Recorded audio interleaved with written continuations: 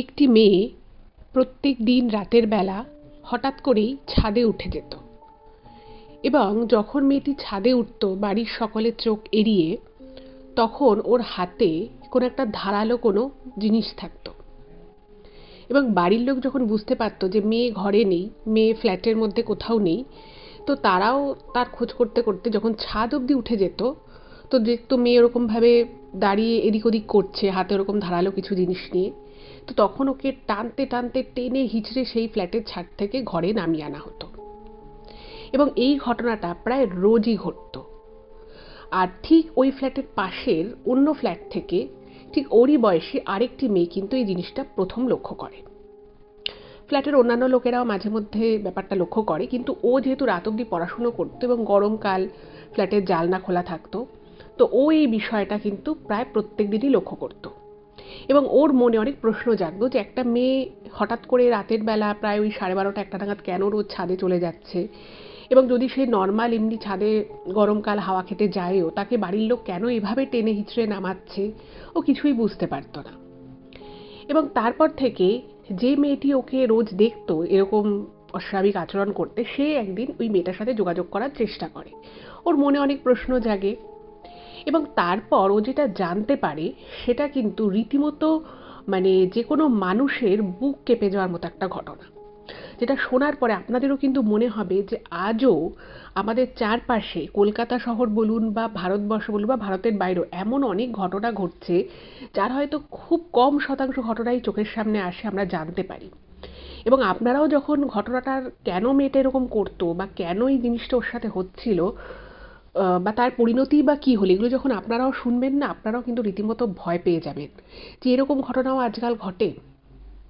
আমি সকলকে বলবো, কেউ কোথাও যাবেন না, প্রত্যেকে পুরো ঘটনাটা প্রথম থেকে শেষ অবধি শুনুন। এটুকু বলতে পারি আপনাদের ঘটনাটা ভীষণ ভীষণ ইন্টারেস্টিং লাগবে, আর এটা কিন্তু সত্যি একটা ভীষণ ভয়ের ঘটনা এবং এটা থেকে অনেক কিছু শেখারও আছে।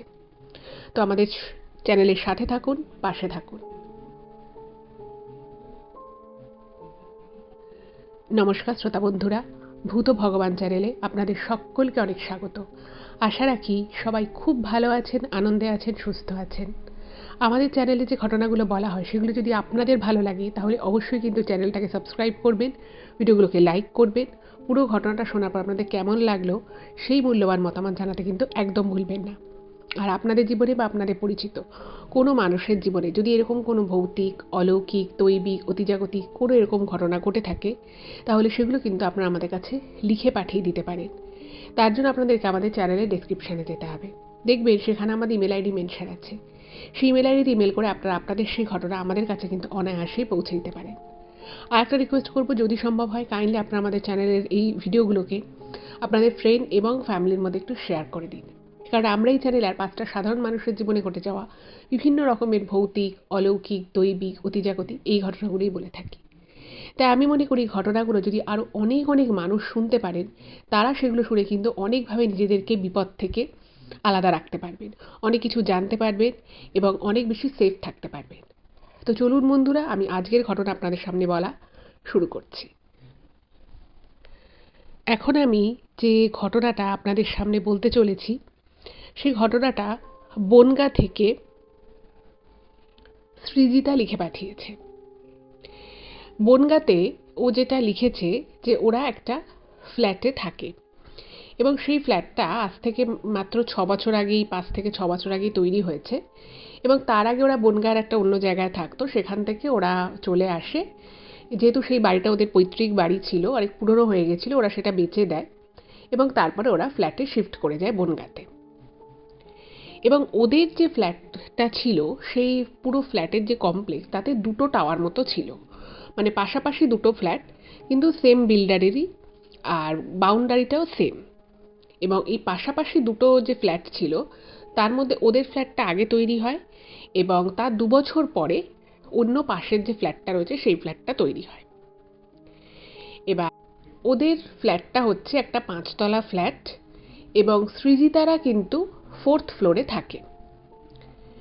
এবার ও পড়াশুনো করতো, ওর ফ্ল্যাট মানে ও ফ্ল্যাটের আর কি, ওদের 3 BHK ফ্ল্যাট, তো ওর একটা নিজস্ব ঘর ছিল এবং সেই ঘরে 2টো জানলা আছে। এবার ওর ঠিক জানলার সামনেই ওর স্টাডি টেবিল রয়েছে, সেখানেও পড়াশুনো করে রাত জেগে। এবং ওদের ফ্ল্যাটটা আর কি বনগাঁর যে জায়গাটা বেশ সুন্দর, ভালো একটা জায়গায়। এবার ওদের ফ্ল্যাটের ঠিক পাশে সেম বিল্ডারেরই যখন আর একটা ফ্ল্যাট হয়, তো সেটা 2 বছর পরে হয়েছে এবং সেখানেও আস্তে আস্তে লোক শিফট করতে শুরু করে ফ্ল্যাটটা কমপ্লিট হয়ে যাওয়ার পরে।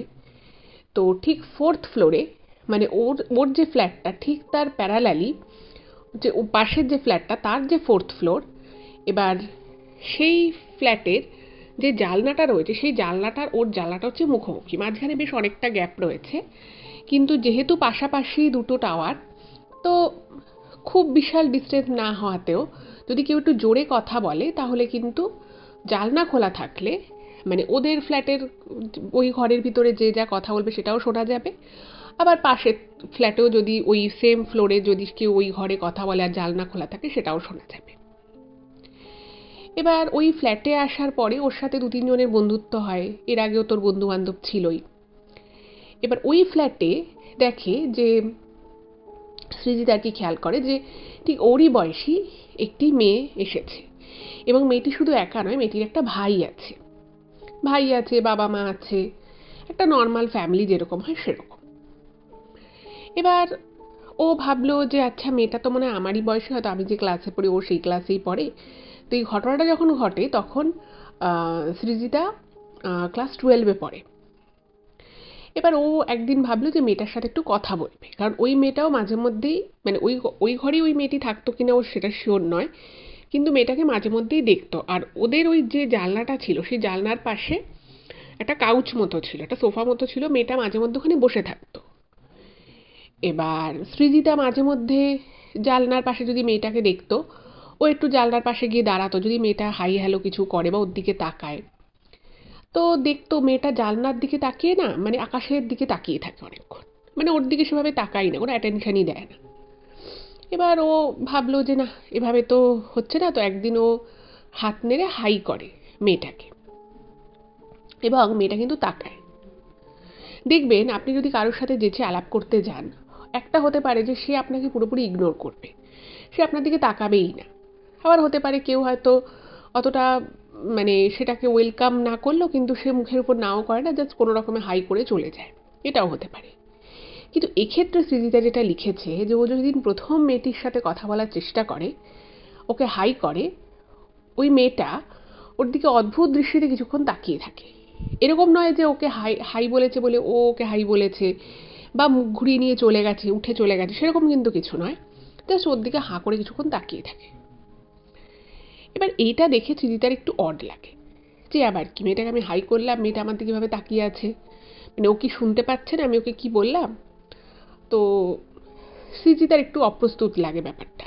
তো কিছুক্ষণ পর ওখান থেকে চলে যায়, মানে ওই ওর ঘরে জানলার পাশ থেকে সরে যায় এবং পর্দাটা টেনে দেয়। এবার ও ভাবে যে মেয়েটা যদি আমাকে দেখে মুখ ঘুরিয়ে নিত তাহলে আমি বুঝে নিতাম যে মেয়েটার আমার সাথে আলাপ পরিচয় করার ইচ্ছে নেই, কিন্তু মেয়েটা আমার দিকে এমন করুণভাবে তাকিয়েছিল সেটা ওটা ঠিক বুঝতে পারে না। আবার মেয়েটা পড়াশুনো করে, ও ব্যাগে বই ফুই গোছায় সব, সেটাও দেখেছে। ফলে মেয়েটা যে মানে একেবারে সোশ্যাল হবে না সেটাও বলা যায় না, ও ঠিক ব্যাপারটা বুঝতে পারে না। যাই হোক, ও আর তারপর থেকে সৃজিতা যেচে পড়ে মেয়েটার সাথে কোনো রকম কোনো হাই হ্যালো করার চেষ্টা করেনি। আচ্ছা, এবারে যেহেতু দুটো ফ্ল্যাট পাশাপাশি, তো কখনো কখনো সৃজিতা হয়তো ফ্ল্যাট থেকে বেরোচ্ছে বা কি ঢুকছে, তো এক আধবার মেয়েটাকে দেখেছে।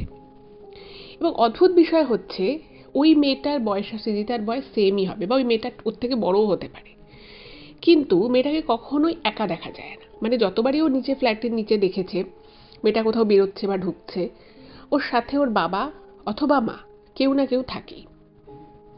অথচ ওর যে ভাই ছিল সেই ভাই কিন্তু ক্রিকেট খেলতে বেরিয়ে যেত, মানে ভাই জাস্ট ফ্রিলি ঘুরছে, কিন্তু মেয়েটাই কখনোই একা রাখতো না। এবার যাই হোক, এগুলোকে এই বিষয়গুলো যে আমি আপনাদেরকে বললাম বা যেটা ও লিখেছে ইমেলে প্রথমের দিকে, সেগুলো কিন্তু ওর কাছে খুবই নর্মাল ছিল, কখনোই এই বিষয়গুলোকে নিয়ে খুব বেশি চিন্তিত বা খুব বেশি ভাবনা চিন্তাও কোনোদিনই করেনি। এবার ওর যখন মানে পরীক্ষা সামনে চলে এসেছে, তো ও অনেক রাত অবধি পড়াশুনো করতো, তো সেই জন্য আর গরমকাল, তো জানলা ওর খোলাই থাকতো। আচ্ছা, এখানে বলে রাখি, সৃজিতাদের ফ্ল্যাটটা যখন ৫ তলা ছিল, পাশের যে অন্য যে টাওয়ারটা, সেটাও কিন্তু ৫ তলা ছিল। এবার ওর জানলার সামনে দাঁড়ালে ওর পাশের ফ্ল্যাটের কিন্তু ছাদ অবধি দেখা যায়। যেহেতু 4th ফ্লোরে থাকে, বুঝতেই পারছেন অনেকটাই উপরে, ফলে ছাদ অবধি দেখা যাওয়াটা খুবই স্বাভাবিক। এবার একদিন হঠাৎ করে দেখছে যে ওদের ঘরে খুব চিৎকার চেঁচামেচি হচ্ছে। সময়টা হচ্ছে প্রায় 12:30। আর জানলাটা পুরোপুরি খোলা নয়, কিন্তু একটু খোলা রয়েছে, সেই জন্য কিছু কিছু শুনতে পাচ্ছে, মানে কিছু কিছু আওয়াজপত্র শুনতে পাচ্ছে। সময়টা ওরকমই রাত 12:30।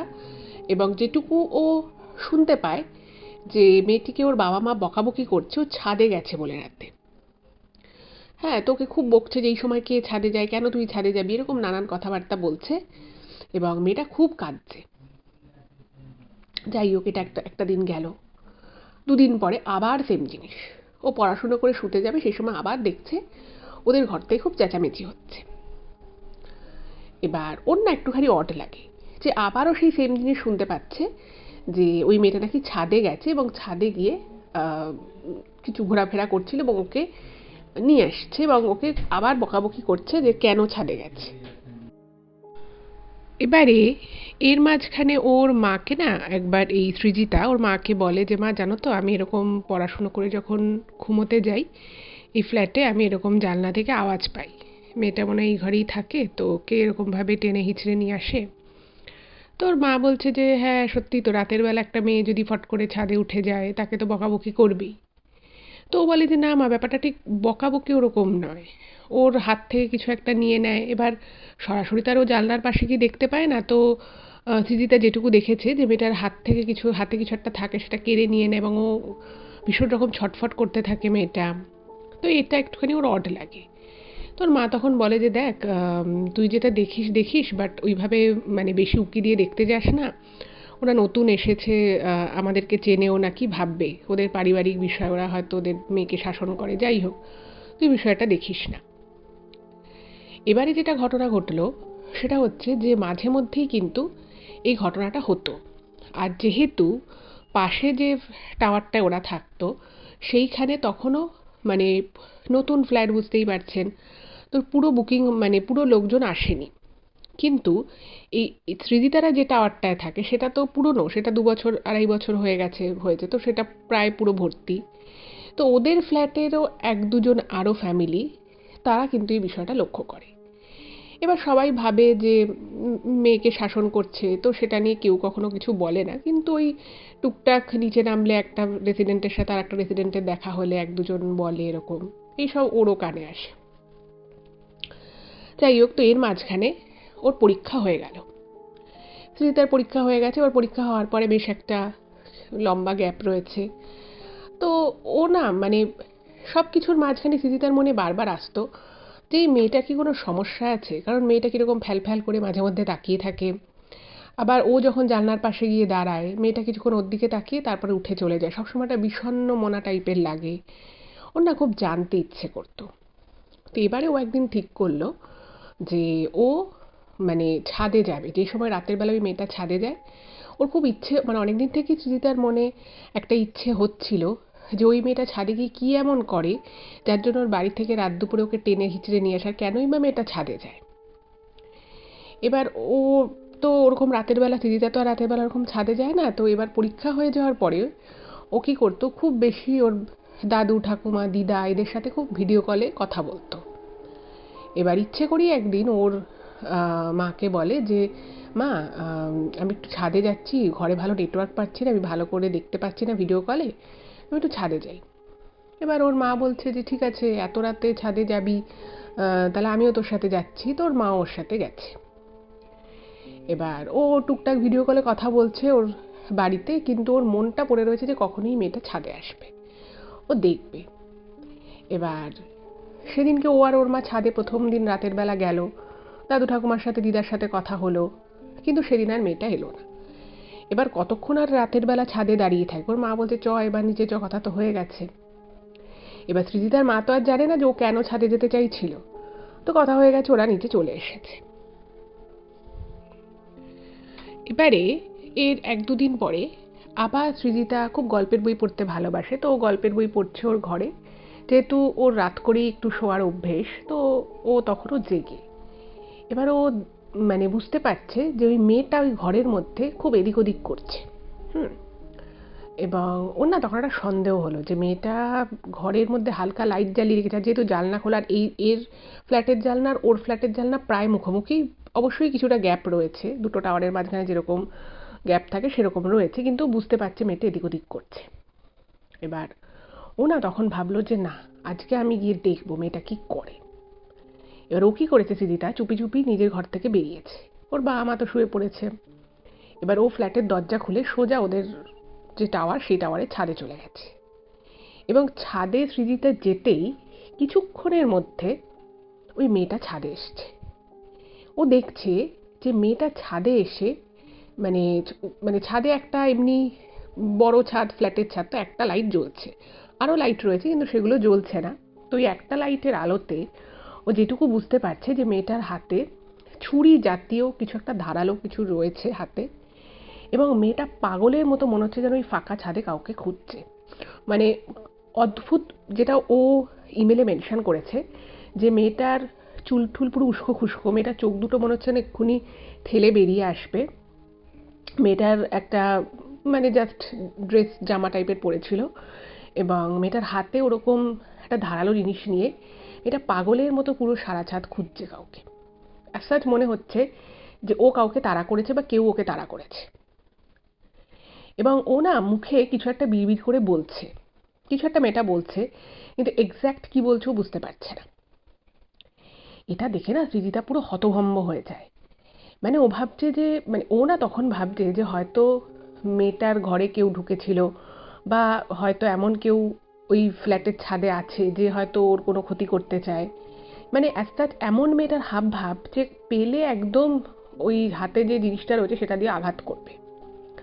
কিন্তু কেউ ছাদে নেই। ও ভালো করে দেখছে যে আদৌ কি কেউ ছাদে লুকিয়ে আছে। এবার ছাদের উপরে ওদের একটা ট্যাঙ্কের মতো একটা জায়গা আছে, কিন্তু সেখানেও যদি কেউ লুকিয়ে থাকে তাকে দেখা যাবে, এরকম নয় যে দেখা যাবে না। এবং মেয়েটা না মানে কিরকম যেন পাগলা, মানে পাগলের মতো খুঁজছে, মনে হচ্ছে যেন ওকে এক্ষুনি খুঁজে পেতে হবে। এবং খুঁজতে খুঁজতে মেয়েটা হঠাৎ করে ওই ফাঁকা ছাদের মধ্যেই হোঁচট খেয়ে পড়ে যায়। এবং পড়ে যাওয়ার পরে কোনো রকমে মেয়েটা উঠেছে, এবং হোঁচট খেয়ে পড়ে যাওয়ার ফলে ওর কাঁধের দিকটায় লেগেছে, সেটা বোঝা যাচ্ছে। কিন্তু মেয়েটা আবার পাগলের মতো খুঁজছে।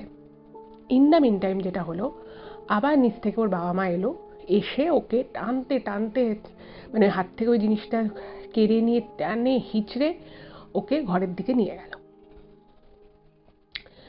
এটা দেখে সৃজিতা ভীষণ ভয় পেয়ে যায়, এবং ও ভাবছে যে ব্যাপারটা কি হলো।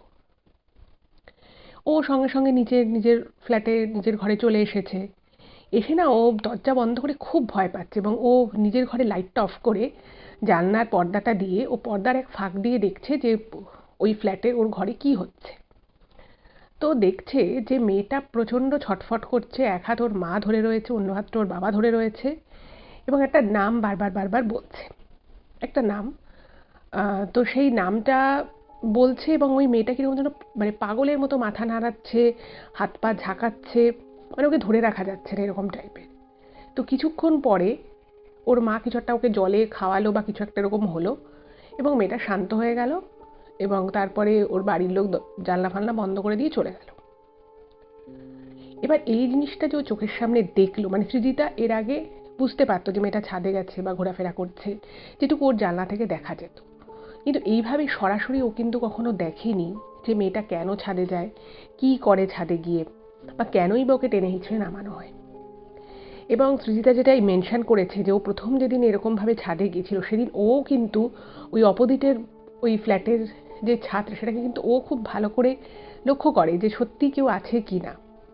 আর সত্যি কথা বলতে কি, ওইভাবে একটা গেটেড কমিউনিটির ভিতরে কেউ হঠাৎ করে কি করে ছাদে উঠে যাবে, আর ওই মেয়েটি বা কি করে নিজের ঘরে বসে বুঝতে পারবে যে ওপরে কেউ এসছে, এবং ওরকম একটা মানে ধারালো কিছু নিয়ে এসে উপরে উঠে যাবে, এটা মানে কোয়াইট আনকমন, এটা হতেই পারে না, কিছু তো একটা ব্যাপার আছে।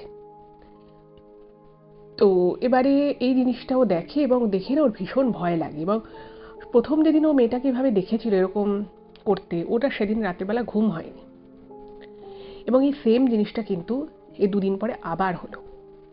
এবং সেই দিনও সৃজিতা কি করে, ওর নিজের ঘর থেকে বেরিয়ে ও ফ্ল্যাটের ছাদে যায় এবং ছাদে গিয়ে লুকিয়ে লুকিয়ে দেখে যে মেয়েটা কি করে অ্যাকচুয়ালি। সেদিনও কিন্তু ও দেখে যে ওরকম একটা হাতে ধারালো কিছু নিয়ে মেয়েটা এদিক ওদিক করছে, মানে এমন করছে পারলে ও যদি দেখে যে যাকে ও খুঁজছে সে নিচের দাঁড়িয়ে আছে, পারলে ওখান থেকেই লাফিয়ে নিচে গিয়ে তাকে আক্রমণ করবে এরকম টাইপের। এবং মাঝে মধ্যেও মুখে বিড়বিড় করে কিছু একটা বলছে এবং মানে কখনো কখনো বলছে ছাড়বো না ছাড়বো না, আজ আমি ছাড়বো না, আমাকে অনেক কষ্ট দিয়েছে, আজকে আমি ছাড়বো না, এরকম করে বলছে। এবার দ্বিতীয় যেদিন ও মেয়েটাকে দেখলো সেদিন সৃজিতা মনে মনে ধারণা করে নিল যে এই মেয়েটা স্বাভাবিক হতে পারে না, নিশ্চয়ই মেয়েটার কোনো মানসিক সমস্যা আছে, কারণ ওকে দেখে তখন যে কেউ এই কথাটাই বলবে, আর ছাদে কোথাও কেউ নেই। যাই হোক, তো এবারে সৃজিতা কি করে, একদিন ওর মাকে কথাটা বলে। ওর মা প্রথমে ওর উপরে একটু রেগে যায় যে তুই কেন রাত দুপুরে ছাদে যেতে গেছিস, ফ্ল্যাটের ছাদে ভাবে এত রাতের বেলা কেউ যায়। এবার ওদের ফ্ল্যাটে যে কজন থাকতো সবার সাথেই সবার খুব ভালো পরিচয় আছে, খুব ভালো সম্পর্ক, মানে খুব সেফ আর কি। তো বলছে দেখো আমার না মানে খুব মনের মধ্যে একটা খুব খচখচানি ছিল, সেই জন্য আমি মেয়েটা কি করে ছাদে গিয়ে আমার দেখার খুব ইচ্ছে ছিল, সেই জন্যই আমি ছাদে গেছি, না হলে হয়তো আমি যেতামও না। তোর মা বললো যে না তুমি কিন্তু এরকমভাবে আর রাত দুপুরে যাবে না, আর তুমি যা বলছো সেটা শুনে আমারও মনে হয় মেয়েটা কিন্তু স্বাভাবিক নয়, তো সেই জন্যই কিন্তু এই বিষয়টা হয়েছে। যাই হোক, তো এরপরে যেটা হলো সেটা হচ্ছে যে মেয়েটাকে তারপর থেকে খুব একটা ছাদে যেতে দেখতো না, আস্তে আস্তে মানে এক দুবার আর এরকম গেল, তারপরে বন্ধ হয়ে গেল। মেয়েটাকে আর ওভাবে টেনে হিঁচড়ে ছাদ থেকে নামানো এই ঘটনাগুলো আর ঘটতো না। হতে পারে হয়তো ওর ঘরের ফ্ল্যাটের দরজাটা, ওর রুমের হয়তো দরজাটা হয়তো বাইরে থেকে লক করে দিত বা কিছু একটা এরকম হয়তো করে মেয়েটাকে ওই ছাদে যাওয়া থেকে কিন্তু ওর বাড়ির লোক বিরত করে ফেলেছিল। ইন দ্য মিন টাইম যেটা হলো যে ওদের ফ্ল্যাটে মানে যে স্বাধীনতা দিবস যে আমাদের রয়েছে ভারতের 15th আগস্ট খুব ভালোভাবে পালন করা হয়, মানে ওই দিন একটা স্টেজ করে ফ্ল্যাগ হোয়েস্টিং হয়, তারপরে ছোটোখাটো একটা কালচারাল প্রোগ্রাম হয়, একটা রাতের বেলা খাওয়া দাওয়া হয়।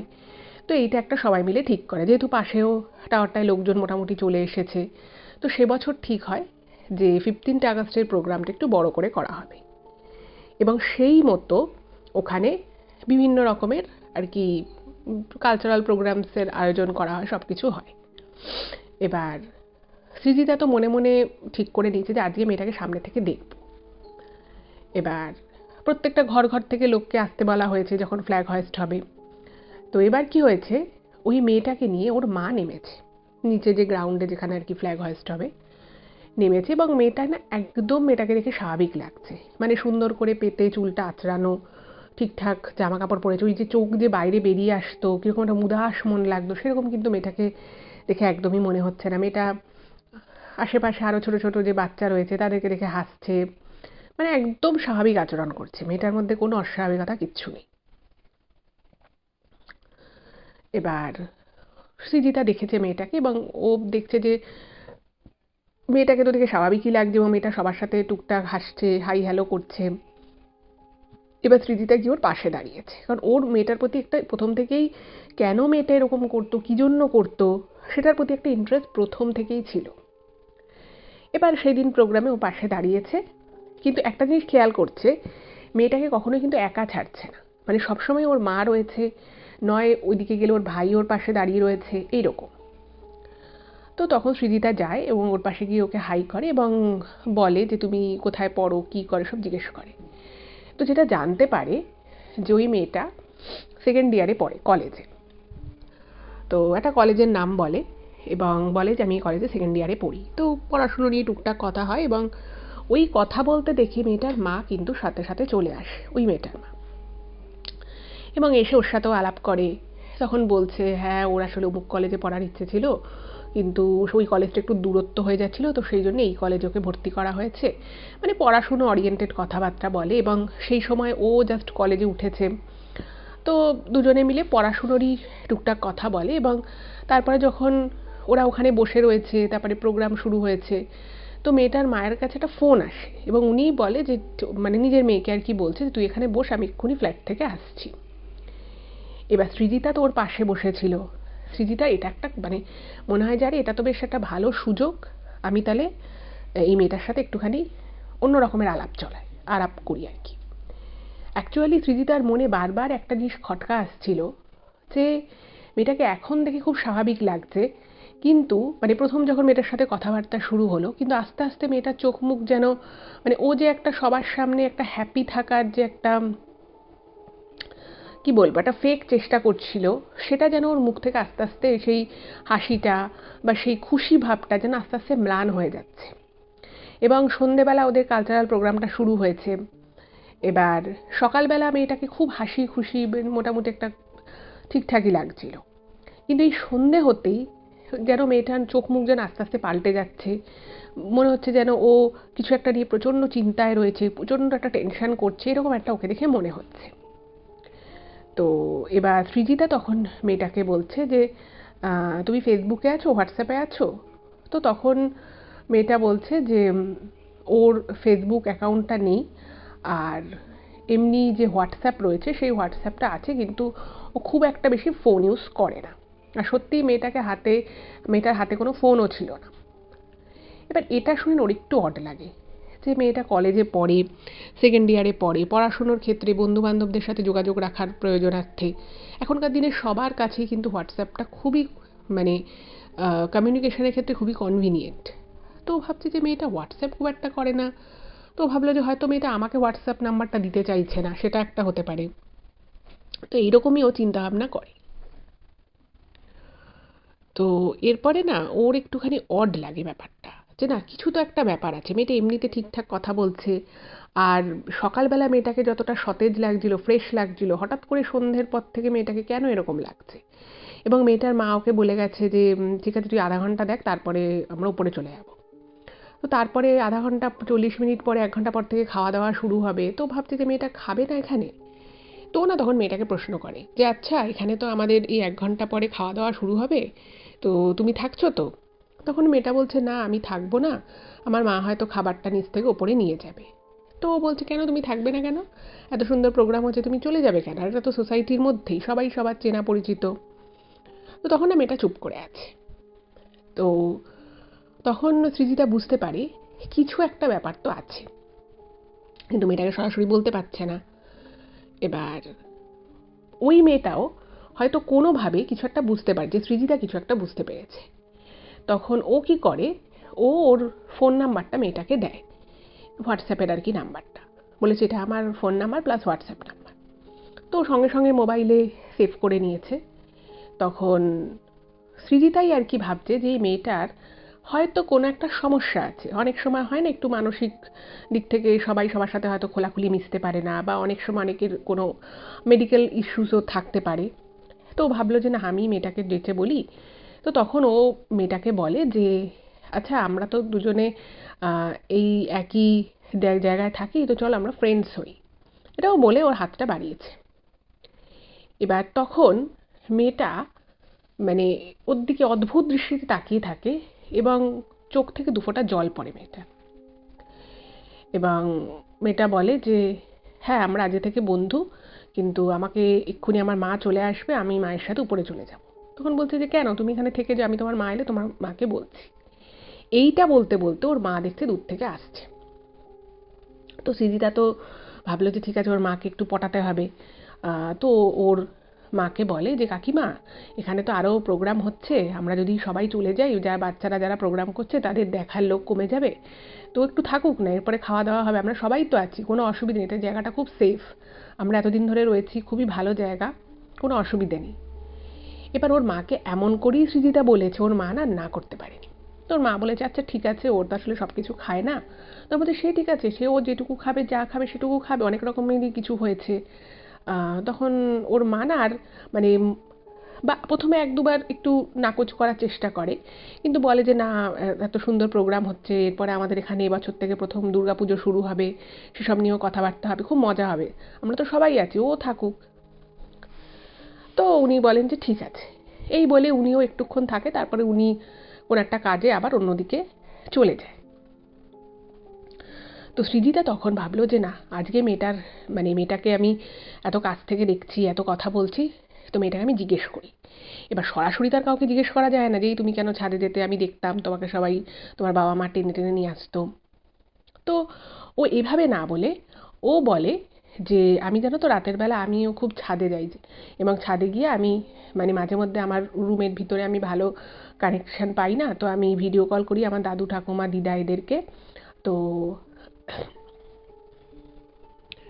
এবার এটা বলার পরে মেয়েটা না দেখছে যে কিরকম একটা থমকে গেল, এবং তখন ও খুব ক্যাজুয়ালি, সৃজিতা খুব ক্যাজুয়ালি বলছে যে আসলে আমিও আসলে তোমাকে দেখেছি যে তুমি মাঝে মধ্যে ছাদে ওঠো এবং কাউকে খোঁজো। তো আমাদের এইখানে ফ্ল্যাটে তো আমরা কখনো এরকম ঘটনা ঘটেনি যে বাইরে থেকে কোনো লোক এসে ছাদে এসে বসে থাকবে বা কিছু। তো তুমি ছাদে গিয়ে আমার মনে হতো তুমি যেন কাউকে খুঁজছো। এবার তুমি যখন ছাদে আসতে আমি তখন ছাদ থেকে নেমে যেতাম। তো আমি জানি না তুমি কি কাউকে খুঁজলে, মানে এরকম করে খুব ক্যাজুয়ালি ব্যাপারটাকে বলার চেষ্টা করছে, মানে ওকে যে ওরকম করে টেনে হিঁচড়ে ওর বাবা মা নামাতো, ও কাউকে খুঁজতো, পাগলামো করতো, এগুলো কিন্তু ও একবারও বলেনি। খুব মানে ছোট করে কথাটা বলে। সৃজিতা যখন এই কথাগুলো ওই মেয়েটিকে বলে, তো ওই মেয়েটিও বলে আসলে আমরা তো আগে বাড়িতে থাকতাম, ফ্ল্যাট কালচারে খুব একটা অভ্যস্ত নই, তো সেই জন্য আমি মাঝে মধ্যে ছাদে উঠতাম আর আমার বাবা মা খুব টেনশন করতো তাই আমাকে নিয়ে যেত ছাদ থেকে। কিন্তু একটা অদ্ভুত বিষয় সৃজিতা খেয়াল করলো যে ওই মেয়েটা কিন্তু ওকে ওই হাতে যে কোনো ধারালো কিছু নিয়ে যে ছাদে উঠতো, কাউকে খুঁজতো, ওরকম পাগলামো করতো, সেই বিষয়টা নিয়ে কিন্তু মেয়েটা একটা কথাও বলল না। এবং সৃজিতা বুঝলো যে মেয়েটা কোনো একটা বিষয় চেপে যেতে চাইছে, এবং ওর চোখ মুখের ভঙ্গি কিন্তু পুরো চেঞ্জ হয়ে গেল, মনে হলো যেন ও কিছুটা দেখে খুব ভয় পেয়েছে, এরকম আর কি। হুম। তো তখন সৃজিতা বুঝতে পারছে যে মেয়েটা না কিরকম একটা মানে মাঝে মধ্যেই চোখের জল মুছছে, নিজেকে খুব হ্যাপি দেখানোর চেষ্টা করছে, কিন্তু ভিতর ভিতরে কাঁদছে, এবং মাঝে মধ্যে চোখেও জল চলে আসছে। ও এটা চশমা পরতো, তো চশমাটা থেকে বারবার চশমার ভিতরে চোখ হাত দিয়ে চোখের জল মুছছে। সৃজিতার দেখে না বিষয়টা ভীষণ খারাপ লাগে, এবং মনে হলো যেন মেয়েটা একটা খুব মানে খুব প্রবল একটা কোনো কষ্ট বা প্রবল একটা দুঃখের মধ্যে আছে, যেটা ও কাউকে বলতে পারছে না। মানে হয়তো চাইছেও মনে মনে, কিন্তু বলতে পারছে না। এবং তার সাথে সাথে সৃজিতা একটা জিনিসও বুঝতে পারে যে এই মেয়েটার আর যাই হোক কোনো মানসিক সমস্যা নেই, কারণ মেয়েটা যথেষ্ট ভালোভাবে কথাবার্তা বলছে, কি বলতে হবে কি বলতে হবে না সেটাও কিন্তু মেয়েটা খুব ভালোভাবে বুঝে বলছে। যার মানসিক কোনো সমস্যা থাকবে সে এত বুঝে শুনে কিন্তু কথা বলতে পারবে না। তো এইবারে যেটা হলো, সৃজিতাকে ওই মেয়েটি মানে খুব আস্তে করে ওর দিকে তাকায়, এবং তাকানোর পরে ওকে বলে যে এখানে আমি তোমাকে কিচ্ছু বলতে পারবো না, কিন্তু তুমি যে আমার থেকে আমার কষ্টের কথাটা জিজ্ঞেস করলে, এটার জন্যই আমার তোমাকে খুব ভালো লাগলো। তো এটা শুনে সৃজিতা তো খুব অবাক হয়ে যায় যে এমন কি কথা যেটা ও এখানে বলতে পারবে না। আর এই কথাটা শেষ হওয়ার একটু পরেই কিন্তু ওর মা চলে আসে, মেয়েটির মা, এবং এসে ওকে বলে যে তোর তো খাবার সময় হয়ে গেছে, 10 মিনিটের মধ্যে কিন্তু আমরা ওপরে চলে যাব, তুই খেয়ে নিবি। এবার সৃজিতা বুঝতে পারে যে সত্যি আজকে ওর পক্ষে মানে পুরো বিষয়টা শোনা সম্ভব নয়। তো এই মেয়েটি তখন উঠে যাওয়ার আগে ওকে ওর হাত ধরে, সৃজিতা রীতিমতো হাত ধরে বলে যে তুমি আহ, যদি ফ্রি থাকো তাহলে কাল বা পরশু দুপুরের দিকে আমাদের বাড়িতে এসো, এবং হাতে তুমি বইপত্র আনবে, এবং আমার মাকে বলবে যে তুমি পড়াশুনোর কোনো কাজের জন্য আমার থেকে একটু হেল্প নিতে এসছো, এবং এমনভাবেই কথাটা বলবে যাতে ব্যাপারটা বিশ্বাসযোগ্য হয়, আমি তোমাকে সব বলবো। এই বলে মেয়েটা চলে যায়, এবং ওরা ওখান থেকে খাবার নিয়ে মানে ওদের সোসাইটিতে যে খাওয়া দাওয়ার যে ব্যবস্থা হয়েছিল সেই খাবার দাবার নিয়ে ওরা উপরে ফ্ল্যাটে চলে যায়। এবার সৃজিতা খুব মানে অবাক হয়ে যায় যে এমন কি ব্যাপার যেটা মানে ও সহজে বলতে পারবে না। তার মধ্যে শুধুমাত্র সহজে বলতে পারবে না তাই নয়, মেয়েটা যে বলছিল চোখে মুখে একটা ভয়, ভীতি, একটা কষ্ট, সমস্ত কিছু ওর মানে চোখ মুখের থেকে ফুটে উঠছিল। তাহলে এমন কি ব্যাপার আছে যেটার জন্য মেয়েটার এই অবস্থা? যাই হোক, ও কিছুই বুঝলো না। তো পরের দিন ও কি করেছে, কিছু বই খাতা নিয়ে ওদের ফ্ল্যাটে গেছে, এটা কিন্তু প্রথমবারের জন্য। আচ্ছা, এখানে বলে রাখি, সৃজিতা যখন ওর মাকে বলে যে আমি ওদের ফ্ল্যাটে যাচ্ছি, ওর মা কিন্তু ওকে একবার বারণ করেছিল যে দেখ তুই, আমরা তো ওদেরকে ভালো মতো চিনি না, তো তুই শুধু শুধুই এখন ওদের বাড়ি যাচ্ছিস, তোর কি খুব দরকার যাওয়া? তো তো বলে, "না আমি যাব, আমি ব্যাপারটা জানতে চাই।" যাই হোক, তো বই খাতা নিয়ে যায় এবং যথারীতি ওদের ফ্ল্যাটে যখন ডোরবেল নক করে, তো তখন ওর মা দরজাটা খোলে, ওই মেয়েটির মা। এবার মেয়েটির মা তো একটু অবাক হয়ে গেছে। যেই কালকে কথা হচ্ছিল আজকে মেয়েটি এসে তো হাসি মুখেই তাও দরজাটা খোলে এবং ও বলে যে, "আসলে কালকে ওর সাথে কথা হচ্ছিল। তো আমি তো জুনিয়র, তো আমার কিছু পড়াশুনোর বিষয়ে জানার আছে। তো কি ঘরে আছে?" তো তখন ওর মা একটু ইতস্তত বোধ করে। মানে খুব যে খুশি হয়েছিল ওর আসাতে সেটা নয়। আবার মুখের উপরে বারণ যে করবে সেরকমও কিন্তু বলেনি। বলছে, "হ্যাঁ, ও আছে" এবং ওকে ওকে ও ১ম এ কিছুক্ষণ হলে দাঁড়ায় এবং ওই মেয়েটির মা মেয়েটির ঘরে যায়। গিয়ে হয়তো ওকে কিছু বলে এবং তারপরে ওকে বলে যে, "ঠিক আছে তুমি যাও।" এবার গেছে। যাবার পরে সৃজিতা কি করেছে, ও নরমালি যেরকম নিজের ঘরের দরজা বন্ধ করে পড়াশুনো করে বা কিছু, তো দরজাটা বন্ধ করতে গেছে। তো ওই মেয়েটি বলছে, "না, না তুমি দরজা বন্ধ করো না। কারণ তুমি যদি দরজাটা পুরোপুরি বন্ধ করে দাও তাহলে আমার মা ভাবতে পারে যে কি এমন ওরা কথাবার্তা বলবে যে তুমি দরজা বন্ধ করে বলছো।" তো সৃজিতা তখন দরজাটা খুলে দেয়। মানে ভেজানো ছিল, জাস্ট জাস্ট লক ছিল না। এবার এর মধ্যে এসে ওর মা ২-৩ বার এসে দেখে যায় যে ওরা সত্যিই পড়াশোনার বিষয়ে কথা বলছে কিনা বা অ্যাকচুয়ালি কথা বললে কি বিষয়ে কথা বলছে। তো ওরা ১ম দিকে ওই বই খাতা নিয়ে খুব পড়াশোনার বিষয়েই কথাবার্তা বলে। কলেজের বিভিন্ন প্রজেক্টের বিষয় সব নানান নিয়ে কথা হয় এবং এগুলো দেখে ওর মা কিন্তু বেশ খুশি হয় যে মেয়ে একটু অন্য বিষয় নিয়ে কথাবার্তা বলছে। কারণ ওই মেয়েটিকে যতটুকু সৃজিতা দেখেছিল, ও কিন্তু ঘরে নিজের মতো একলা সেরেই থাকত। ওর কিন্তু ঘরের মধ্যে অত খুব একটা exposure ও ছিল না, কারো সাথে খুব একটা গল্প আড্ডা করা কিছুই ছিল না। তো এরপরে মানে ওরা আরকি এরকম কথা বলছে। তো বলতে, বলতে সৃজিতা তখন ফিসফিস করে ওকে জিজ্ঞেস করছে যে, "তোমার মা কি আবারও আসবে?" তখন ওই মেয়েটা বলছে, "না, আমার মা আর এখন আর আসবে না।" তো তখন ওই মেয়েটা কি করেছে, ওর ঘর থেকে বেরিয়েছে। ওর মা যে ঘরে থাকে সেই ঘরটায় গিয়ে দেখছে যে ওর মা টিভিতে কিছু একটা দেখছে। তো ও তখন এসে দরজাটা আস্তে করে বন্ধ করে। এবার সৃজিতা বলছে, "এবার তুমি আমাকে বলো যে কি ব্যাপার? আমি তোমাকে" মানে সেদিন সৃজিতাও খুব মন খুলে ওই মেয়েটির সাথে কথা বলে এবং ওকে সত্যি, সত্যি বলে যে, "আমি কিন্তু তোমাকে দেখেছি তুমি ছাদে এরকমভাবে হাতে কিছু একটা ধারালো কিছু নিয়ে তুমি ঘুরে বেড়াতে, কাউকে খুঁজতে মনে হতো। বিষয়টা কি? এবং তারপরে তোমার বাবা-মা তোমাকে জোর করে টেনে হিঁচড়ে নিচে নিয়ে যেত। কি বিষয়? তুমি আমাকে বলতে পারো।" এবং তখন ওই মেয়েটি কিন্তু ওর জীবনের সমস্ত কথা সৃজিতাকে বলে। আচ্ছা, এই বিষয়টা এবার যখন আপনারা শুনবেন, আপনাদের অনেকেরই কিন্তু খুব ডিস্টার্ব ফিল করতে পারেন বা আপনাদের মনে একটা রাগ হতে পারে বা আপনাদের মানে খারাপ তো ডেফিনিটলি লাগবেই। কিন্তু আপনাদের একটুখানি স্ট্রেসড ও ফিল হতে পারে। সেটা আমি আগেই আপনাদেরকে বলে দিলাম। তো বিষয়টা হচ্ছে এই যে ফ্যামিলিটা, যে ফ্যামিলিতে এক মা-বাবা রয়েছে, এক ছেলে, এক মেয়ে। এই মেয়েটি বড়। তো ওর মা হচ্ছে মুসলিম সম্প্রদায়ের। আর ওর বাবা হচ্ছে নরমাল হিন্দু বাঙালি। এবার ওর বাবা-মায়ের বিয়ে হয়। এবার ওর মায়ের পরিচয় সূত্রে একটি ফ্যামিলির সাথে এই মেয়েটির ফ্যামিলির ১ম থেকে একটা খুব ভালো সম্পর্ক ছিল এবং ওই ফ্যামিলিটিও কিন্তু মুসলিম সম্প্রদায়। এবার এরা কিন্তু মানে এই মেয়েটির মা মুসলিম সম্প্রদায়ের হলেও ওনাকে দেখে কিন্তু কিছু বোঝার উপায় নেই। উনি যেরকম নরমাল বাঙালি টিপিক্যাল বউরা যেরকম পোশাক-আশাক পরেন, সিঁদুর পরা, টিপ পরা, একদম নরমাল ওভাবেই উনি থাকতেন। তো এই মেয়েটি যেগুলো সৃজিতাকে বলে এবং সৃজিতা ঠিক যেভাবে ইমেলে বিষয়টা লিখেছে, আমি কিন্তু আজকে ঠিক আপনাদেরকে সেভাবেই ঘটনাটা বলছি। এবার ছোট থেকেই ওই পরিবারটার সাথে ওই মেয়েটি দেখেছে যে ওদের পরিবারের সাথে অন্য ওই পরিবারটির খুব ভালো আরকি একটা সম্পর্ক। এবার ওই পরিবারে বাবা-মা এবং একটি ছেলে ছিল। এবার যেহেতু এই দুটো ফ্যামিলির মধ্যে ১ম থেকেই খুব ভালো একটা সম্পর্ক এবং পরবর্তী সময়ে ওই পরিবারের ভদ্রলোক আর এই মেয়েটির বাবা দুজনে মিলে কিন্তু একটা ব্যবসাও শুরু করেন এবং সেই সূত্রে এই ২ পরিবারের মধ্যে ওঠা বসা মেলামেশাটা কিন্তু খুব বেড়ে যায় এবং যেহেতু খুব ছোট থেকেই এই মেয়েটি ওই ছেলেটির বাড়িতে যাওয়া বা ওই ছেলেটির এই বাড়িতে আসা, দুটো দুটো ফ্যামিলি রিলেশনশিপ এত বেশি গভীর হয়ে গেছিল যে এই ছেলে মেয়ে দুটোর মধ্যেও কিন্তু খুব ভালো একটা বন্ধুত্ব তৈরি হয়।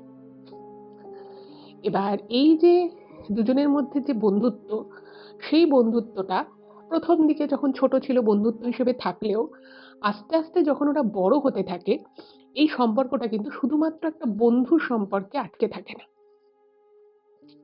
তো সেটা আস্তে আস্তে দুজনের দিক থেকে আস্তে আস্তে একটু একটু করে পরিণতি লাভ করতে শুরু করে এবং সেটা কিন্তু একটা ভালোবাসার সম্পর্কে পরিণত হয়।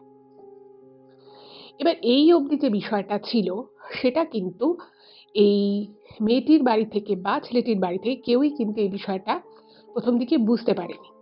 যে এর এর ভেবেছে এরা ছোট থেকে একে অপরকে জানে চেনে। আর যেহেতু এই দুই পরিবারেরই, এই ছেলেটির বাবা এবং মেয়েটির বাবা দুজনেই একটি ব্যবসার সাথে যুক্ত ছিল, তো বুঝতেই পারছেন যে যাতায়াত খুব বেশি ছিল একে অপরের বাড়িতে। তো ওরা একে অপরের বাড়িতেই দেখা সাক্ষাৎ হতো। ওরা নিজেরা নিজেরা গল্প করতো। কখনো কখনো ওরা যেখানে থাকতো আর কি আগে, সেখানে ওরা ফুচকা খেতে যেত, এরকম আর কি। আর সবাই জানতো যে এরা দুজন ভীষণ ভালো বন্ধু, একদম ছোট থেকে। কিন্তু এর কিছুদিন পরে যেটা ঘটনা ঘটলো সেটা হচ্ছে একটা ব্যবসায়িক কোনো বিষয় নিয়ে এই দুটো পরিবারের মধ্যে কিন্তু প্রথমে মানে এই মেয়েটির বাবা এবং ওই ছেলেটির বাবার মধ্যে কিছু একটা বিষয় নিয়ে মতবিরোধ হয়, সেটা ব্যবসায়িক কারণকে কেন্দ্র করে। এরপরে যেটা হয় যে এই ছেলে মেয়ে আস্তে আস্তে বড় হচ্ছে, এবার এদের আচরণে বা এদের কোনো কথাবার্তায় এই দুই পরিবারেরই বাবা মায়েরা একটু মানে সন্দিহান হয়ে পড়ে যে এরা তো ছোট থেকে বন্ধুই জানতাম, কিন্তু এদের সম্পর্কটা কি শুধুই বন্ধুত্ব নাকি তার থেকেও বেশি কিছু। এবার দেখুন, একদিকে ব্যবসায়িক সম্পর্ক খারাপ হয়ে গেছে, সেই নিয়ে একটা মনোমালিন্য চলছে।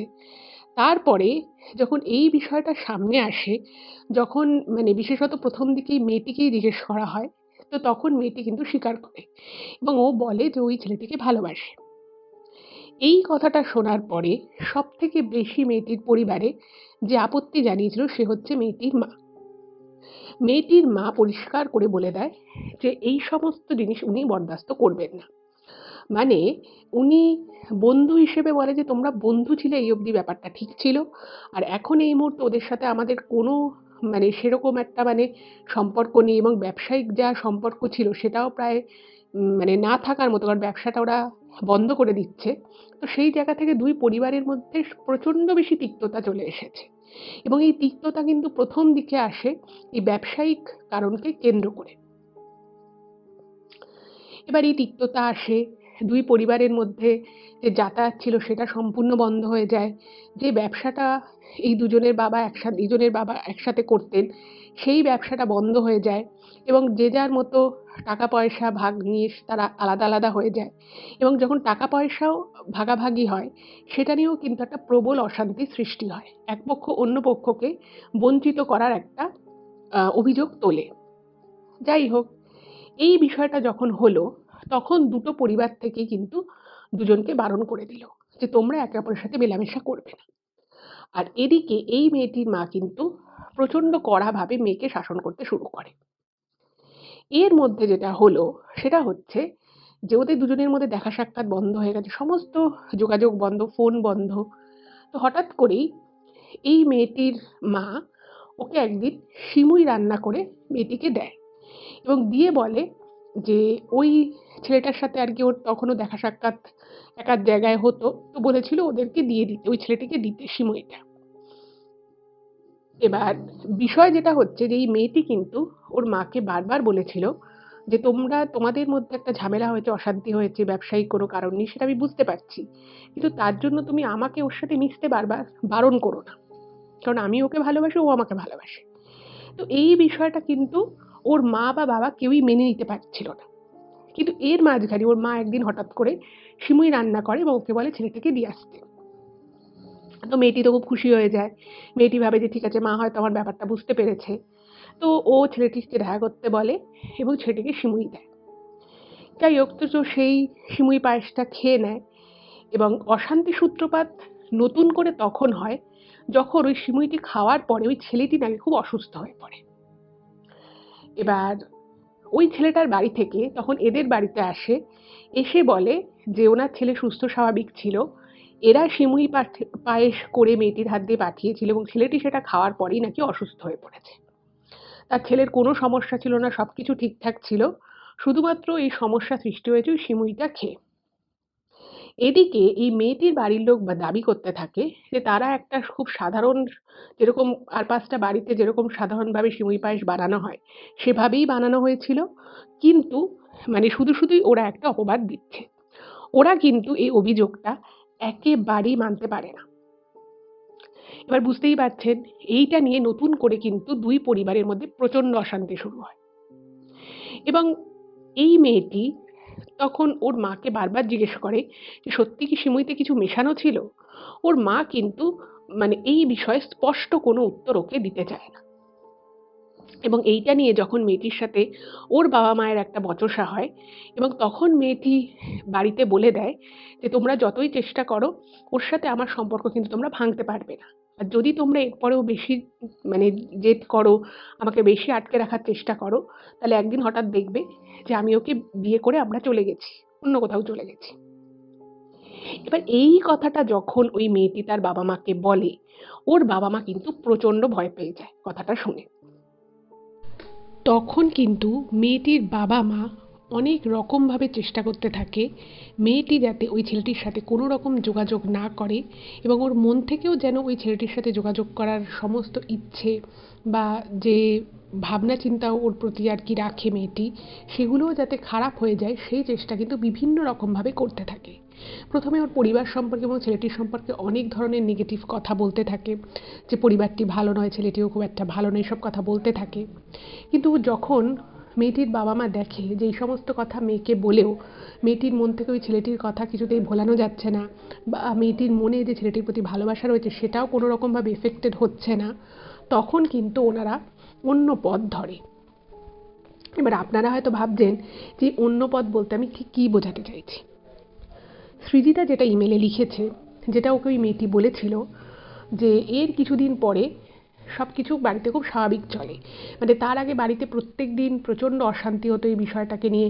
ওর সামনে ছেলেটির সম্পর্কে নানান কথা বলা হতো, ওর থেকে ফোন কেড়ে নেওয়া হয়েছিল, ওকে বাড়ি থেকে বেরোতে দিত না, এরকম অনেক ঘটনা ঘটছিল। কিন্তু এই বিষয়গুলো করেও যখন কোনো কিছু হলো না, তখন কিন্তু একদিন হঠাৎ করে ওর মা ওকে, মেয়েটির মা আর কি, ওকে বলে যে একদিন রাতের বেলা বলছে যে সকালবেলা তুই একটা জায়গায় আমার সাথে যাবি। তো স্বাভাবিকভাবেই ও জিজ্ঞেস করেছে কোথায় যাব। তো ওর মা বলেছে যে না অত বলতে পারছি না, তুই আমার সাথে শুধু যাবি, রেডি হবি, তুই যে আমার সাথে, দেখবি তোর ভালো লাগবে। তো ও অত কিছু বুঝতে পারেনি এবং সেই সময়টা ও ওর বাবা মায়ের উপর একটু অভিমানও হয়েছিল, তো অত কথা আরও জিজ্ঞেসও করেনি, ও বলেছে ঠিক আছে। তো পরের দিন সকালবেলা রেডি। এবার ওকে কোনো একটা জায়গায় নিয়ে যায়, এক্স্যাক্ট জায়গাটা কোথায় সেটাও জানে না, কারণ ওরা গাড়িতে গেছিল এবং ও গাড়িতে ওঠার পরে ওর প্রচণ্ড ঘুম পাচ্ছিল, তো সেই জন্য জানে না যে এক্স্যাক্ট জায়গাটা কোথায় ছিল। বাট ওর এটুকু মনে আছে বাড়ি থেকে গাড়ি করে যেতে প্রায় 1.5 ঘন্টা মতো সময় লেগেছিল। এইবারে মেয়েটি যখন ওর মায়ের সাথে ওই জায়গাটায় যায়, ওর যাওয়ার পরে খুব বিশাল কিছু যে স্মৃতি সেই জায়গাটা সম্পর্কে মনে ছিল সেটা নয়, কিন্তু ওর এটুকু মনে আছে ও যেখানে যায় সেই জায়গাটা মানে আধা গ্রাম টাইপের এবং ওকে একটা লোক সামনে আসে এবং ওকে একটা জিনিস মানে কিছু একটা বিড়বিড় করে একটা কিছু বলে এবং ওকে একটা মিষ্টি জাতীয় জিনিস খেতে দেয়।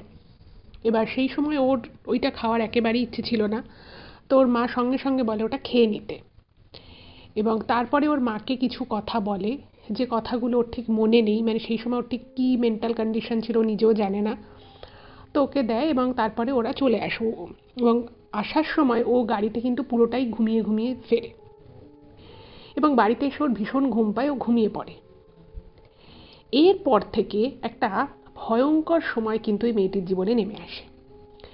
মেয়েটি রাতের বেলা যখনই ও একা থাকে, প্রথম ও যখন একা শুতো, যেটা ও বহু বছর ধরে একাই ওইভাবে শুয়ে আছে, তো এরকম নয় যে নতুন নতুন একা শুচ্ছে, তো ও শুয়েছে, লাইট বন্ধ করেছে, হঠাৎ করেই ও লাইট বন্ধ করার পরে দেখে যে ঠিক ওর পায়ের কাছে একটা কালো ছায়া মতো কিছু দাঁড়িয়ে রয়েছে এবং প্রথম যেদিন ও এটা দেখেছিল স্বাভাবিকভাবেই ও প্রচণ্ড ঘাবড়ে যায়, যেটা কি দেখলাম, এবং সঙ্গে সঙ্গে আবার ও সুইচটা যখন অন করে লাইটের, দেখে ঘরে কেউ নেই, কেউ থাকার কথাও নয়। আবারও যখন কিছুক্ষণ দেখে ঠেকে সুইচটা লাইটের অফ করে আবারও ঘুমোয়, ও ঘুমানোর পরে কিছুক্ষণের মধ্যে আবার ওর ঘুমটা ভেঙে যায়। অ্যাজ সাচ ঘরের মধ্যে নাকি একটা খচর খচর আওয়াজ হচ্ছিল, সেই আওয়াজেই ওর ঘুমটা মেইনলি ভেঙে যায়। এবং ও যখন চোখ খোলে দেখে, মানে প্রথমবার যখন ও একজনকে দেখেছিল, ও এইবার দেখছে দুটো ছায়া, একদম আপাদমস্তক কালো কিছু পরে সেই ছায়া ওর পায়ের সামনে দাঁড়িয়ে রয়েছে। এবং এটা দেখেও প্রচণ্ড ভয় পেয়ে যায়, এবং এত ভয় পেয়ে যায় যে ও যে চিৎকার করে খাট থেকে নেমে পাশের ঘরে যাবে সেই ক্ষমতা ওর চলে যায়।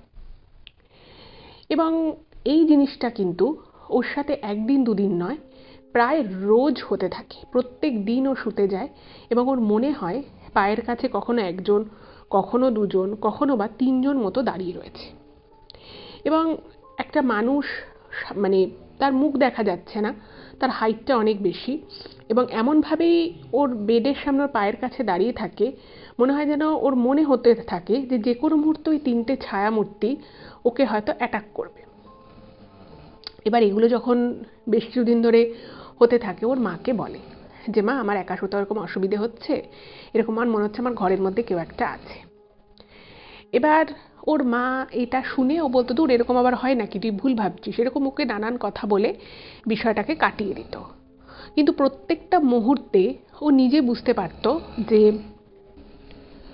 ওর ঘরে ও ছাড়াও আর কেউ রয়েছে। এবং যখন এই কথাটা ওর মাকে বা বাবাকে বলতে যেত, তারা কিন্তু বিষয়টাকে একেবারেই আমল দিত না। এই ব্যাপারটা যাওয়া বা চলছিল, ও তারপরে ভাবলো যে ঠিক আছে, বাড়ি থেকে যখন আমল দিচ্ছে না, এটা নিয়ে আমিও এত ভাববো না, আমি লাইট জ্বালিয়ে শোবো। অদ্ভুত ঘটনা ঘটা শুরু হয় যখন থেকে ও লাইট জ্বালিয়ে শোয়া শুরু করে রাতের বেলা। তখন থেকেই কিন্তু ওর মনে হতে থাকে যে ওর পিঠের কাছে, মানে ও হয়তো শুয়ে আছে, ঘরে লাইট জ্বলছে, কিন্তু ওর ঘরটা যেন রাতের বেলা ওর চেনা ঘর কেমন যেন অচেনা হয়ে উঠত। এবং ওর পিঠের কাছে পিন ফোটালে যেরকম ব্যথা লাগে, মানুষের কষ্ট হয়, ঠিক সেরকম ব্যথা কিন্তু অনুভব করতে থাকে। ওর মনে হতে থাকে ওর পিঠে কেউ যেন পিন জাতীয় কিছু ফুটিয়ে দিচ্ছে, এবং ওর প্রচণ্ড যন্ত্রণা করা শুরু হয়। এবং সৃজিতাকে এই কথাগুলো যে শুধুমাত্র ওই মেয়েটি বলেছিল তা নয়, ও যে জামাটা পরেছিল সেই জামাটা ঘাড়ের থেকে পিঠের দিকে একটু নামিয়ে সৃজিতাকে দেখায়, এবং সৃজিতা তখন যেটা দেখে সেটা দেখেও নিজেও চমকে যায়। ওর পিঠের মধ্যে ছোট ছোট পিন ফোটালে যেরকম ছোট ছোট ছোট ছোট ফুটো ফুটো মতো হবে, ঠিক সেই রকম ফুটো ফুটো কিন্তু ওর পিঠের মধ্যে, সারা পিঠের, মানে যতটুকু দেখতে পেয়েছে ততটুকুর মধ্যে পুরো একদম ভরে আছে ওরকম। এরপরে ও একদিন সোফায় ছিল, মানে ওদের যে হল ঘরটা, সেখানে যেহেতু সারা রাত মতো ঘুম হতো না, তো চোখটা বন্ধ করে জাস্ট রিল্যাক্স করছিল। এবং ও রীতিমতো শোনে ওর বাবা মা নিজেদের মধ্যে কথা বলছে যে যাতে ওই ছেলেটির প্রতি ওর সমস্ত মোহ ভালোবাসা সেগুলো কেটে যায়, এবং ওই ছেলেটির পরিবার যে ওদেরকে ব্যবসায়িক ক্ষেত্রে আর্থিক যে দুর্নীতি করেছে সেইগুলোর যাতে শাস্তি পায়, সেই জন্য নাকি ওরা কোনো পীর বাবার কাছে গিয়ে সেখান থেকে এমন কিছু মানে এমন কিছু আর কি করেছে ওরা, ক্রিয়া আদি, যেটার জন্য ওই এই মেয়েটি যাতে ওই ছেলেটিকে ভুলে যায়, ওর প্রতি একটা ঘৃণা তৈরি হয়, এবং তার সাথে সাথে ওই ছেলেটির পরিবারেরও যাতে আর্থিক ক্ষতি হয়, ওরা সেরকম একটা কিছু করেছে। এবং এই জিনিসগুলো কিন্তু ওই মেয়েটি নিজের কানে তার বাবা মায়ের মধ্যে এই কথাটা বলতে শোনে। এবার এই জিনিসগুলো যখন ও শোনে, ওর না ভীষণ মনে মনে খারাপ লাগে যে আমার মন থেকে ও মানে ওই যে ছেলেটিকে আমি ভালোবাসি, তার প্রতি ঘৃণা, ভালোবাসা থেকে সেই ভালোবাসাটাকে ঘৃণায় রূপান্তরিত করার জন্য ওরা আমার উপরে এরকম কিছু করলো, তাও কোনো পীর বাবার কাছে গিয়ে তার থেকে কোনো কিছু ক্রিয়া আদি করে তার থেকে আমাকে ওই যে ওকে যে নিয়ে গেছিলো, তখন বুঝতে পারে যে ওই যে ওকে একটা লোক এসে দেখেছিল, সেই লোকটির কিন্তু সাজ পোশাক একটু অন্যরকম ছিল, একটা বড় জোব্বা মতো পরা ছিল, কিন্তু সেই লোকটা যে এরকম কোনো পীর বা সে যে এরকম কোনো ক্রিয়া আদি করে সেই বিষয়ে কিন্তু ওর অতটা নলেজ ছিল না। আর সামহাউ সেই দিন ও একটা ঘোরের মধ্যে ছিল, মানে প্রচণ্ড ঘুম পাচ্ছিল, শরীর ঠিক লাগছিল না, সব কিছু মিলিয়ে না ও অতটা বুঝতেও পারেনি যে অ্যাকচুয়ালি ব্যাপারটা কী ঘটছিল। এবার ও যখন এই জিনিসটা সোফায় ওরকম আধা শোয়া অবস্থায় শুনতে পায়, ও তারপর ওর বাবা মায়ের সাথে এটা নিয়ে কথা বলতে যায়। এবং যখন ওর বাবা মায়ের সাথে এটা নিয়ে কথা বলতে যায়, ওরা কিন্তু সম্পূর্ণটা অস্বীকার করে এবং তারা বলে যে না, তুমি ভুল শুনেছো, আমরা এরকম কোনো কথা আলোচনা করিনি। এবারে ওই মেয়েটি তখন ওর ভাইকে একবার জিজ্ঞেস করে। তোর ভাই সেভাবে কিছু বলতে পারে না, কারণ ওর ভাই ওর থেকে বেশ কিছুটা ছোট, কিন্তু এরকম যে কিছু একটা ওর বাবা মা করছে সেটা কিন্তু ওর ভাই কিছুটা হলেও বলে, কিন্তু ওর ভাই নিজেও পুরো বিষয়টা জানতো না। কিন্তু বিষয় হচ্ছে যে এই মেয়েটি তার নিজের পরিবারেই একটা এমন সিচুয়েশনের মধ্যে চলে যায় যে ও সব কিছু জেনেও কিছু করার মতো ও পরিস্থিতিতে ছিল না। মানে ও যে প্রতিবাদ করবে বা ও যে ওর বাবা মাকে ব্যাপারটাকে নিয়ে ঠেকাবে, সেই ক্ষমতা ওর ছিল না, কারণ ও নিজেও জানতো না যে ওর বাবা মা অ্যাকচুয়ালি কী করছে। এবং মাঝে মধ্যে যেটা হতো, ওর মা খাবার দিয়ে ওর টেবিলে হয়তো ওকে খাবার দিয়েছে, ঠায় বসে থাকতো পুরো খাবারটা খাচ্ছে কিনা। এবার কিছু কিছু সময় ওর খাবারে একটু বিস্বাদ মনে হতো, কিন্তু ওর মা বলতো না, খাবারটা ঠিক আছে, তোমাকে পুরোটা খেতে হবে। তো ও যখনই এরকম ওর কোনো খাবার বিস্বাদ মনে হতো বা ওর মনে একটা খটকা লাগতো, সেই দিনটা ওর বীভৎস কাটতো। ও যখন রাতের বেলা শুতো, ওর মনে হতো ওর হাত পা কেউ চেপে ধরেছে চারদিক থেকে, এবং ওর খাটের চারপাশে ও সত্যি সত্যি 4 থেকে 5টা ওরকম লোককে দেখতো। এবং এই জিনিসটা কিন্তু প্রায় প্রত্যেক দিন ওর সাথে হতে থাকে। এবার এইটা যখন আস্তে আস্তে হতে থাকে, ও মানসিক দিক থেকে প্রচণ্ড ভেঙে পড়তে থাকে। এবং এর মাঝখানে ওর মা এবং ওর বাবা দুজনেই ওকে বারবার জিজ্ঞেস করতে থাকে যে ওই মেয়েটি এখনও ওই ছেলেটিকে ভালোবাসে কিনা। এবং ও প্রথম প্রথম কিন্তু ওর বাবা মাকে বলতো যে হ্যাঁ, এত কিছু তোমরা করছো, কিন্তু আমি কিন্তু ওকে এখনও ভালোবাসি এবং ওর সাথেই আমার বিয়ে হবে, ওর সাথে আমার যোগাযোগ এখন নেই তো কি হয়েছে, কিছুদিন পরে ওর সাথে আমার আবার যোগাযোগ হবে, সব কিছু আবার ঠিক হয়ে যাবে। কিন্তু যখনই এই কথাগুলো ওর বাবা মাকে বলতো, ওর বাবা মা কিন্তু ভীষণ রেগে যেত ওর উপরে। এবং সেই দিনগুলোই বেশি বেশি করে ওর মনে হতো যে ওর হাত পাটা কেউ চেপে ধরেছে, এবং ও প্রচণ্ড ভয় পেত। আর ওই যে ও লাইট বন্ধ করে শুতো না, লাইট বন্ধ করে শুলে এই জিনিসটা যেমন হতো, তেমনি লাইট যদি জ্বালিয়েও শুতো, ওর কিন্তু ওই হাত পা চেপে ধরা বিষয়টা ও কিন্তু খুব ভালোভাবে বুঝতে পারতো। এবং ওর মাকে অনেকবার বলেছিল যে আমি তুমি আমার একটু অসুবিধে হতে, তুমি একটু আমার সাথে শো। কিন্তু ওর মা কী করতো, ওর মা কিছুক্ষণ ওর সাথে থাকতো, তারপরে কিন্তু উনি ঘর থেকে বেরিয়ে যেতেন এবং বেরিয়ে গিয়ে উনি অন্য ঘরে চলে যেতেন। এবং বাকি সময়টা ও বুঝতে পারতো যে একটা বীভৎস সময়ের মধ্য দিয়ে ও যেত। এবং এই প্রত্যেকটা রাত যখন ওর এরকমভাবে ভয় ভয় কাটতে লাগলো, ও প্রত্যেকটা সময় ভাবতো যে না, ঘরে কেউ নেই, কেউ নেই, আমি ভুল ভাবছি। ও নিজে নিজের মনকে বোঝানোর চেষ্টা করতো যে ও ভুল ভাবছে। কিন্তু বারংবার যখন এই জিনিসটা হতে থাকে এবং ও যখন বুঝতে পারে যে ও আদতে ভুল নয়, তখন একদিন ওর ধৈর্যের ভাত ভেঙে যায় এবং ও কিচেন থেকে একটা ছুরি জাতীয় কিছু নিয়ে ওর বালিশের নিচে রেখে শুতো। এবং ওর মনে হতো কেউ যেন ওর পাশ দিয়ে হেঁটে যাচ্ছে, এবং ও খালি নিজেকে যতটা প্রোটেক্ট করারও দরকার, ও তার থেকেও বেশি ছুরিটাকে প্রোটেক্ট করতো, যেন ছুরিটা ওর থেকে দূরে না চলে যায়। এবং ওই সৃজিতা যে ওকে দেখেছিল কয়েকবার, যে ও ছুটে ছাদে চলে যেত ছুরি নিয়ে, খুব রেগে মেগে পুরো পাগলের মতো হয়ে এদিক ওদিক খুঁজতো ফাঁকা ছাদে, এইটা কিন্তু একদিন ও সত্যি সত্যি এই বিষয়টা একদিন প্রথম হয়। তো সেদিন কি হয়েছিল, ও প্রচণ্ড ভয় পেয়ে গেছে এবং হাত পায়ে ওর মারাত্মক যন্ত্রণা করছে, এবং ওর মনে হচ্ছে যে ওর জীবন মনে হয় এখানেই শেষ, এভাবে ভয় পেয়ে যন্ত্রণায় কাটিয়েও কীভাবে বাঁচবে। তো ও সেদিন কি করে, ও ঘরটাকে অন্ধকার করেই শুয়েছিল, এবং ও ওই যখন দেখে যে ওর ঘরের মধ্যে এরকম 4-5 জন এরকম কোনো ছায়ামূর্তি রয়েছে, ও ছুরি নিয়ে ঘর থেকে বেরিয়ে যায়। এবং ও নাকি দেখতে থাকে যে ওই ছায়ামূর্তিগুলো ওর ঘর থেকে গিয়ে ছাদের দিকে যাচ্ছে, এবং সঙ্গে সঙ্গে ও কি করে, পাগলের মতো হয়ে গিয়ে ও ওখান থেকে বেরিয়ে যায় ঘর থেকে, এবং ছাদে গিয়ে ও দেখে আর কেউ নেই, কিন্তু বুঝতে পারে যে ওই ছায়ামূর্তিগুলো ওকে তাড়া করছে বা ওর আশেপাশেই আছে। এবং সেই কারণের জন্যই কিন্তু সৃজিতা বহুবার ওই মেয়েটিকে ছাদে ওরকম ধারালো হাতে কোনো জিনিস নিয়ে ঘুরতে দেখেছিল। এবং ওর বাবা মা যখন বুঝতে পারে যে মেয়ে ঘর থেকে বেরিয়ে গেল, তখন ওরা ধরে বেঁধে মেয়েকে আবার নিয়ে আসতো। এবং এই বিষয়টা কিন্তু ও একাধিকবার করে, ও পুরো পাগলের মতো হয়ে গেছিল। ও ভাবতো যে কারা আমার ঘরে রাতের বেলা আসে। এবং সত্যি কথা যেটা, মেয়েটা নাকি কাঁদতে কাঁদতে ওকে বলেছিল যে বহুবার ওর মা বাবাকে এই কথাটা বলে, কিন্তু তারা কিন্তু কোনো বিশ্বাস করে না। এবং একদিন ওর ভাই ওকে বলেছিল যে ওর মা বাবা নাকি দুঃখ করে ওর ভাইয়ের কাছে বলেছিল যে তোর দিদির ভালোর জন্য আমরা এত কিছু করছি, কিন্তু ও আমাদেরকেই এখন শত্রু বলে মনে করে, আমাদের সাথেই কথা বলে না, কিন্তু ওই ছেলেটির থেকে ওকে বাঁচানোর জন্যই নাকি সব কিছু করছে ওরা। হয়তো বাবা মা হিসেবে ওনারা হয়তো সেটাই ভাবছেন যে ওনারা মেয়ের ভালো করছেন, কিন্তু এই মেয়েটি যেটা বলেছিল এবং এটা বলতে বলতে চোখে মুখে যে ভয়, যে কষ্ট ও সৃজিতা দেখেছিল, সেটা কিন্তু সত্যি ভীষণ রকমভাবে প্যাথেটিক ছিল।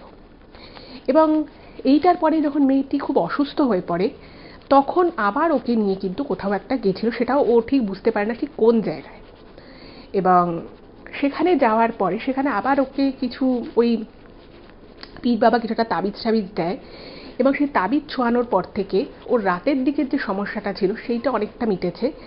কিন্তু ওর ওই শরীরে জ্বালা অনুভব করা বা কাউকে একজনকে হঠাৎ করে ওর দেখে ফেলা, যে ঘরের মধ্যে হয়তো হাঁটছে দিনের বেলাও, ফট করে মনে হলো যে ওর পিছন দিয়ে কেউ চলে গেল, ফট করে মনে হলো সামনে কেউ এসে দাঁড়িয়ে পড়লো, এই জিনিসগুলো কিন্তু ওর এখনো হচ্ছে।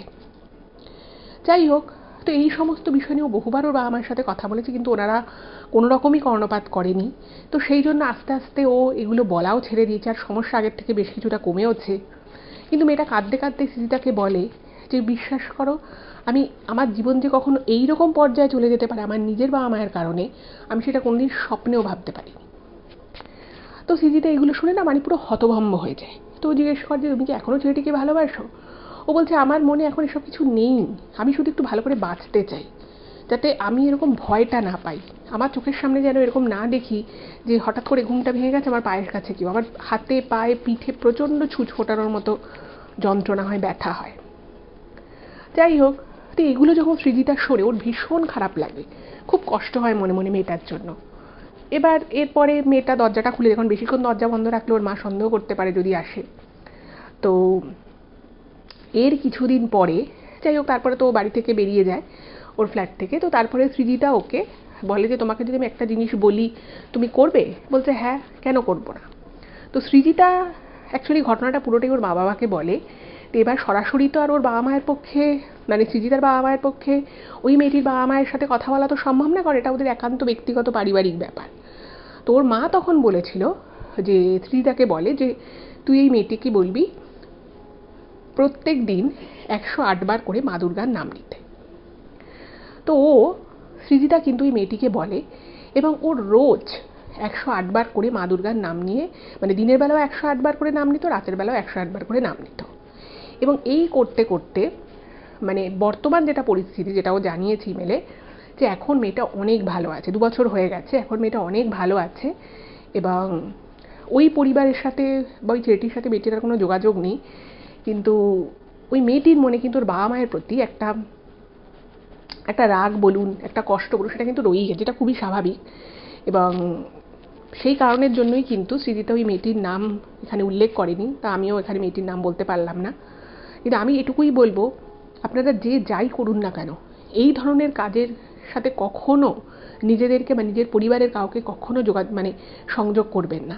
যা বোঝানোর মুখে বোঝান, কিন্তু এরকম কোনো তান্ত্রিকের কাছে গিয়ে, কোনো পীর বাবার কাছে গিয়ে কোনো তাবিজ কবজ করা, কোনো ক্রিয়া আদি করা, এটা কিন্তু কখনোই ভালো কিছু হয় না, খারাপটাই হয়। এই মেয়েটিরও কিন্তু জীবন আস্তে আস্তে শেষ হয়ে যেতে বসেছিল। যাই হোক, ভগবান মাথার উপরে ছিলেন, তাই হয়তো মেয়েটি ভালোভাবে বেঁচে গেছে। তো এটাই বলার ছিল, আর আজকের ঘটনা এইটুকুই ছিল। কেমন লাগলো জানাবেন, যদি আপনাদের কোনো মতামত থাকে অবশ্যই কমেন্টে জানাবেন, আর প্লিজ এই ভিডিওগুলো একটু সকলের সাথে শেয়ার করে দিন। ভালো থাকবেন, দেখা হবে আবার পরবর্তী এপিসোডে। নমস্কার।